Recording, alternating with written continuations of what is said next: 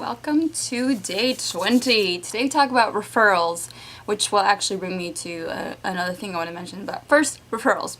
So referrals are a huge part of really any business. As far as marketing goes, companies will spend thousands, hundreds of thousands of dollars on advertising, but ultimately word of mouth and people's reviews and personal opinions of things are what matter and what sell. And it's experience, good or bad, that has a much greater weight with people than really any commercial you see. So the big thing with referrals is they can be a really, really big part of growing your business, and it's something you should always keep in mind. So when you talk to people and you take the time to get to know them, get to know their goals, most people that you talk to are not going to be ready to commit to you. No, they're not going to be ready for a program, they're not going to be ready to make a purchase, they're not going to be ready for a challenge group, they're not going to be ready for coaching. But that's okay, because even though they might not be ready at that point in time, they have friends, they have family, they have a hairdresser, they have an auto mechanic, a delivery man for one thing or another. They know people. And because you've already built that relationship with them, you can ask them for referrals. If they say they're not ready to commit to whatever it was you're presenting to them, that's okay. And you can tell them, the opportunity will always be there whenever you're ready for it. But since you're not ready, if you do happen to know anyone that might be looking for this opportunity or maybe is open to coaching or whatever it is, please send them my way. Feel free to pass on my information or connect us and we'll get to talking. Because, say you have Bob and you've been talking to him for a while about buying a T25 challenge bag, and then Bob's not ready to make that commitment. He hasn't made that decision for himself yet. But maybe Bob has a sister who's been looking to make some income, who's really into fitness, or maybe Bob has, a coworker at work who's been wanting to spend more time with family, or who gained some weight over the holidays and is looking for a way to take care of that. Every person knows other people, and if you've built that trust with that person, even if they're not ready to make that leap with you, they might be able to connect you to 5, 10, 100 other people who are ready to make that leap. So really the two things here are ask for referrals. It's okay to ask for referrals. In fact, you should ask for referrals.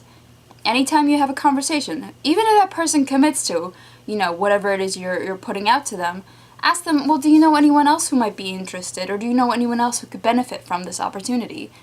And this applies, to challenge groups, to programs, and to the coaching opportunity. And this also takes me to another point. If somebody says no right now, that's a no right now. That's not a definite, absolute, positive no, unless they swear on their mother that they'll never commit to it. But most people, you haven't caught them at the right time in their life to commit to this. Especially when it comes to fitness and health, people need to make that decision for themselves, and oftentimes that's a scary thing, and not everyone is willing to make that leap. But that doesn't mean they're not ready to make it at any point, they're just not ready to make it right now. So keep those people in a category of not right now and follow up with them.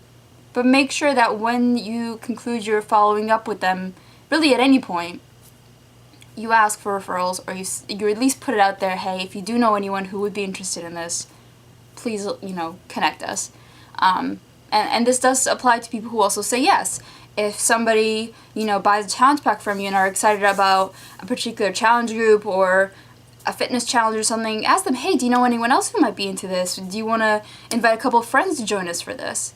They're already excited about it. Let them do the talking for you. And again, their friends and relatives or whoever they're going to talk to are going to feel more confident about joining this opportunity because they trust them. And if that person in turn trusts you, that's a really easy relationship to start building and transition to make into, building a challenge group or coaching or whatever it is. So really do focus on trying to get referrals from people. Don't be afraid to ask. Because again, if somebody is not ready right now, it doesn't mean they don't know somebody else who might be ready at this moment. And then, any no that you get, even from that referral, it means not right now. So it's okay to keep them on your contact list and follow up with them. If they give you a hard no, Give them a month or two. Maybe at least become friends with them on Facebook or something so you can kind of follow their life. And then if you see something come up and you can maybe connect that to the opportunity that you presented to them, then do so. So really work on expanding your network through referrals because it's a nice way to do it. So you make sure you build that relationship with people and then ask them for referrals. Ask them to connect you to other people because they know people. Everyone knows people, and somebody in that connection, is 6 degrees away, could be a person who is going to be a star on your team and who has been just waiting all their life for this opportunity. So really don't let any connection just drop. Don't burn any bridges. Don't give up on anyone.